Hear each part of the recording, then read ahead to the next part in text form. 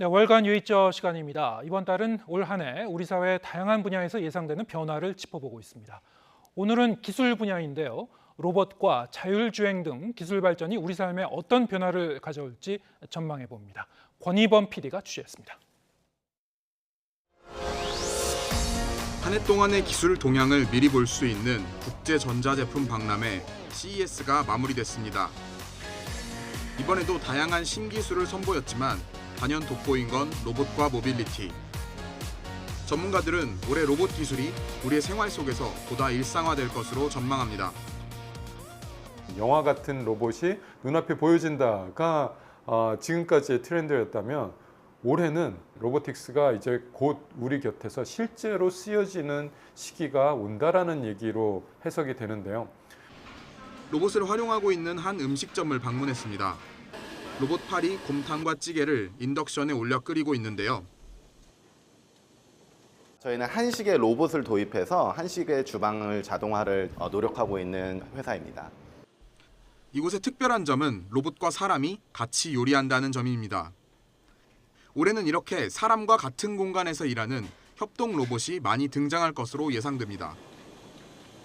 협동 로봇이라고 부르는 인간과 같이 일을 할 수 있는 로봇 팔들이 생긴 거예요. 제조용 로봇, 공장에서 일하는 로봇들은 인간과 같이 일할 수가 없었습니다.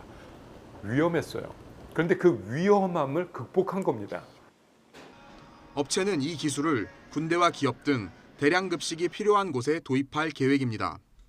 인건비랑 월세랑 식자재가 너무 올라서 10,000원을 안 넣기가 되게 어려운 상황이에요. 근데 그거를 한번 로봇 기술을 우리가 어떻게 해결을 해본다면 사회적으로도 유의미한 일이 아닐까라고 좀 생각을 하고 있습니다. 로봇 기술은 생각보다 우리 삶에 깊게 들어와 있습니다.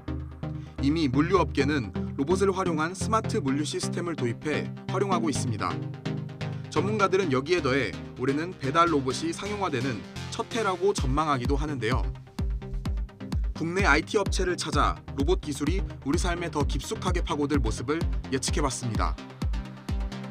사람과 로봇이 공존하는 그런 미래 공간을 위해서 이 공간에서 가장 먼저 테스트를 하고 있는 세계 최초의 로봇 친화형 빌딩으로 이제 건축을 하게 됐습니다.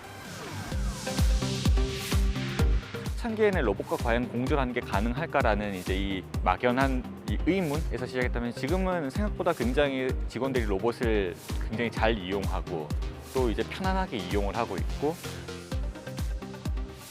턱을 최소화한 설계, 로봇 전용 승강기, 공간 디지털 지도화 등 로봇 친화형으로 설계된 건물. 이곳에서 근무하는 사람들은 커피나 도시락, 택배까지 로봇을 통해 받을 수 있습니다. 이외에도 이 기업은 이곳에서 양팔 로봇 등 여러 로봇을 꾸준히 실험하고 있습니다. 사람의 업무를 돕고 또 사람의 생산성을 더 높이는 그런 로봇들을 이제 계속 이 공간 안에서 구현해 나가는 것이 목표입니다. 2023년에는 하나 둘씩 나타날 겁니다.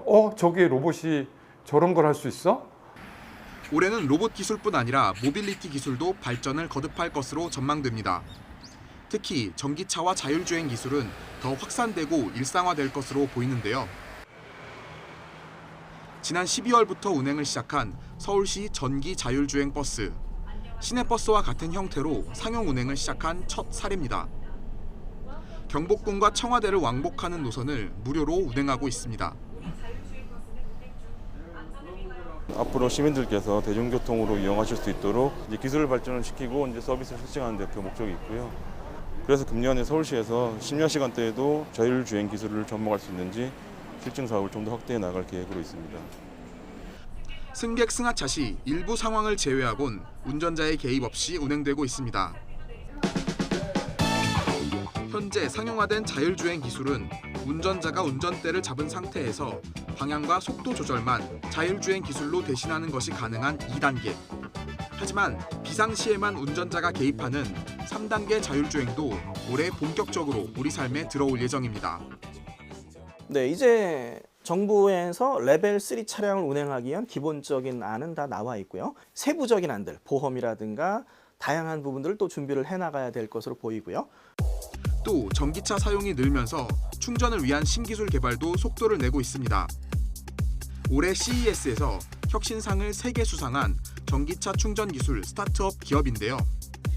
충전 인프라 부족 문제를 해결하기 위해 배터리 관리 시스템과 무인 충전 로봇을 개발했습니다. 차라리 충전기가 움직이면 어떨까? 그래서 그 충전기에다가 배터리를 집어넣어서 자율주행으로 움직이고 충전 전용 구역이라는 것이 필요 없이 움직여서 충전을 할 수 있으면 가장 좋지 않을까라고 생각을 했습니다. 인간과 같이 일할 로봇. 인간의 이동을 보다 자유롭게 할 자율주행과 전기차. 다양한 기술들이 2023년 우리 삶을 어떻게 바꿀지 기대됩니다. YTN 권희범입니다.